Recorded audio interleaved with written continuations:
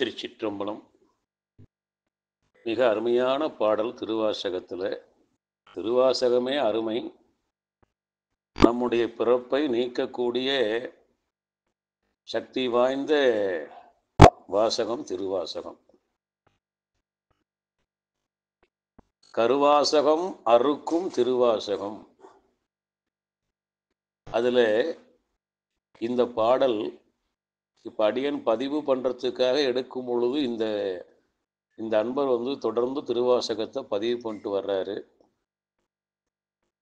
நமக்கு இதுக்கு ஏதாவது சொல்லணும் அப்படின்னு தோணுனாலும் நேரங்காலம் ஒத்து வரணும்.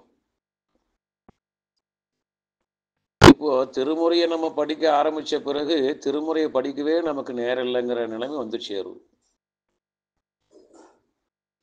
என்ன காரணம் அப்படின்னா, ஒவ்வொரு செய்யுளும் அத்துணை பொக்கிஷங்களாக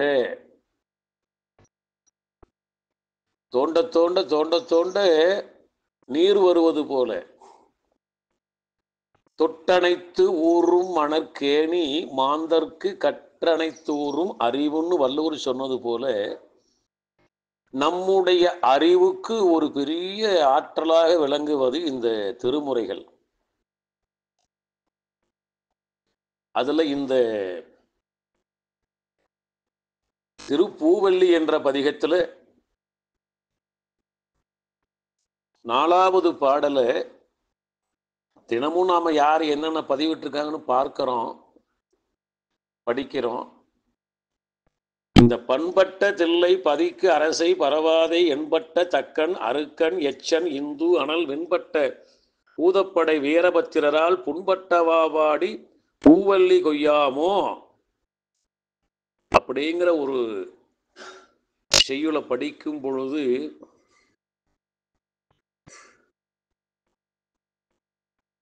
இந்த மனம்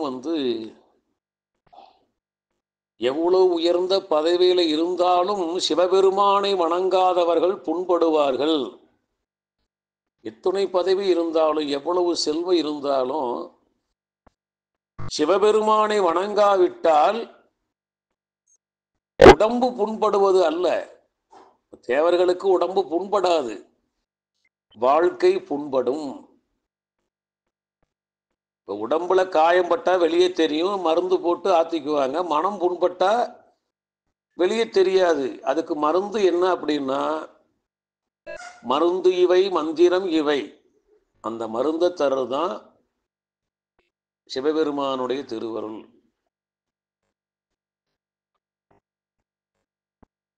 சிவபெருமானை வணங்காமல் தட்சயாகத்துக்கு போறாங்க எல்லாம். காரணம் என்னன்னா, தட்சன் ரொம்ப உயர்ந்த நிலையில இருக்கக்கூடியவர். பதவின்னு கூட சொல்லலாம். பதவிங்கிறது நிலையில்லாதது, தற்காலிகமா அவங்கிட்ட இருக்கும், அவ்வளவுதான். அதிகாரம், அந்த அதிகாரம் கொஞ்ச நாளைக்கு அவங்கிட்ட இருக்கும். மனித பிறப்பு உயர்ந்தது, இந்த உடம்பு என்கிட்ட கொஞ்ச நாளைக்கு இருக்கும், அவ்வளவுதான். அது எப்போ சாமி எங்கே நடத்துமோ, எங்கே கிடத்துமோ, எங்கே இருத்துமோன்னு சிவபோகசாரம் சொல்வது போல, இந்த உடம்பு நடந்துகிட்டு இருக்கு வினைப்பயனை அனுபவிக்க. அப்ப இந்த ஆன்மாவுக்கு இந்த உடம்பு ஒரு பதவியா சுவாமி கொடுத்துருக்க.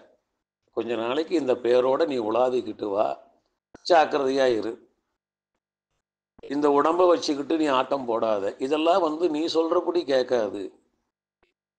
நீ சொல்றபடி கேட்காத உடம்பை வச்சுக்கிட்டு நீ அடுத்தவங்களை குறை சொல்லிக்கிட்டு இருக்காதே.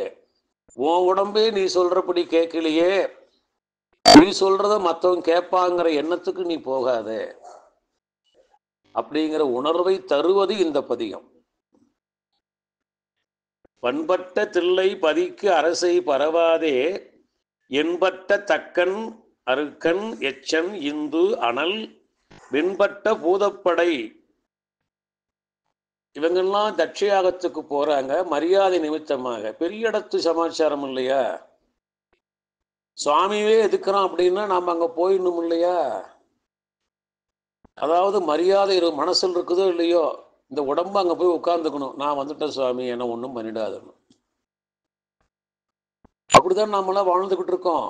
நமக்கு எதிரியா இருந்தாலும் எவ்வளவு தீமை செய்தாலும் அவங்கிட்ட அதிகாரம் இருந்தா வேண்டா வெறுப்பா போய் உட்கார்ந்துக்கிட்டு அவங்களுக்கு ஒரு மாலையை போட்டு மரியாதை பண்ணணும். நல்லவங்களை கண்டு அஞ்ச வேண்டிய பயமே இல்லை, தீயவர்களை கண்டால் தான் அஞ்சணும். அப்படிதானே? கையிலையை காக்கக்கூடிய நந்தியம்பெருமான் வாயிற்படியில் இருக்கார். நாம கண்ட அச்சப்படக்கூடிய நாகம் சுவாமி சிரசில் இருக்கு. நாகாபரணம் இருக்கா இல்லையா? நம்ம பாம்பை கண்டா படையே நடுங்கும்னு சொல்றோம் இல்லையா? நந்தி கண்டு நடுங்குவோமா? இல்லையே. காதுல போய் மந்திரம் சொல்றோமே, யாரோ சொன்னாங்கன்னு காதுல போய் சொன்னாக்க அது அப்படியே நடக்கும்னு சொல்லி காதுல போய் சொல்றோமே. சாமியை போய் தொட்டு அதுக்கு ஒரு கீழ் நிக்கிறோமே, அது வலது காதா இடது காதான்னு ஒரு கேள்வி வேற எழுப்புறோமே.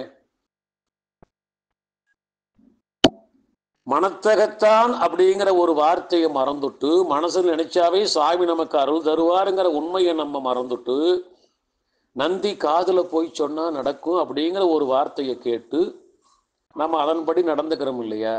ஏன் நமக்கு அவ்வளவு அறியாமை மண்டி மண்டி கிடக்குது, வண்டி வண்டியா.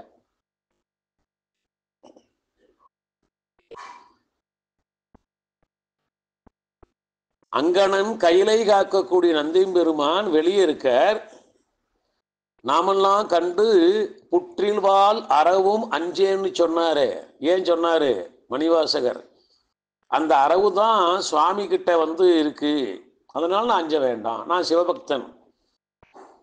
அருணகிரி பெருமான் மயில் விருத்தம் பாடுறாரு. அதுல சொல்றாரு, ஆதவனும் அம்புலியும் ஆசுர விழுங்கி உமிழ் ஆழமருவும் பணிகள் ரெண்டும் அழுதே.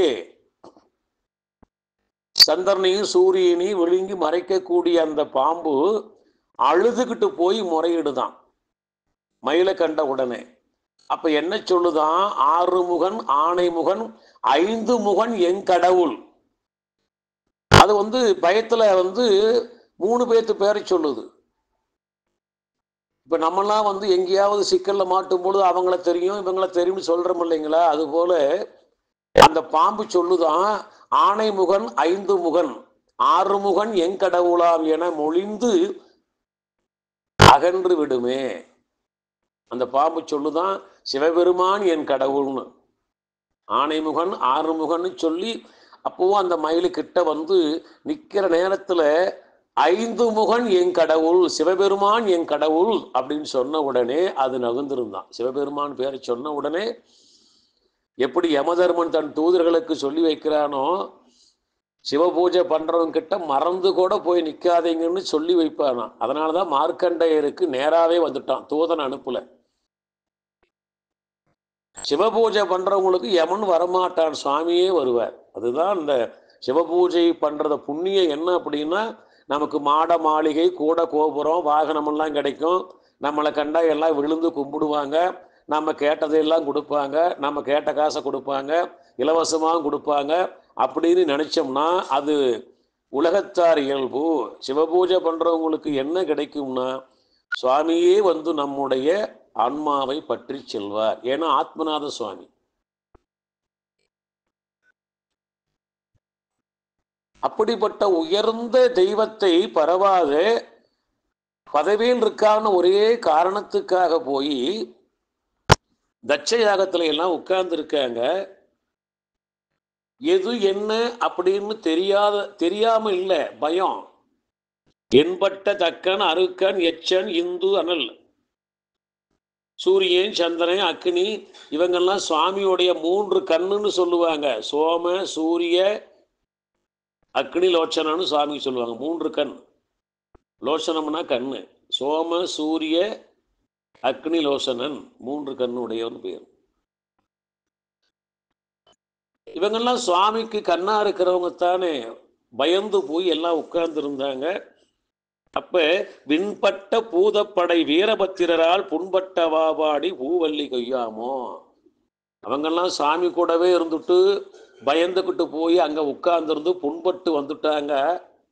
மறுபடியும் சாமி கூட சேர்ந்தாலும் அந்த புண்ணு இன்னும் வடு ஆறாமலே இருக்கு. நம்ம பிறந்தாப்புல இருந்து தண்ணீர்ல குளிக்கிறோம், வடு கிடையாது. ஒரு சிறு நெருப்பு பட்டா அங்க வடு இருக்கும். இது என்னப்பா தோல்ல ஒரு புள்ளி நெருப்பு பட்டுச்சுங்க. எத்தனை கோடி லிட்டர் தண்ணீர் நாம குளிச்சாலும் வடு கிடையாது. அது நன்மையை தரும். ஒரு சிறு நெருப்பு தோல்ல பட்டா அது வடுவை காட்டும். அதனால்தான் தீயினால் சுட்ட வடு உள்ளாரும் ஆறாதே நாவினால் சுட்ட வடு அப்படின்னு வள்ளுவர் சொன்னார். ஆகவே இது நாவினால் சுட்ட வடு, புண்பட்ட வாபாடினா எல்லாரும் அதையே பாடுறாங்க. திருமுறையில வந்தவங்க அத்தனை பேருமே, சிவபூஜை பண்றவங்க அத்தனை பேருமே, இவங்கெல்லாம் சிவபெருமானை மதிக்காமல் தட்சியாகத்துக்கு போனாங்க. அதனால புண்பட்ட வாபாடி, ஆறினாலும் வடு தெரிவதற்கு புண்ணுன்னு பேரு.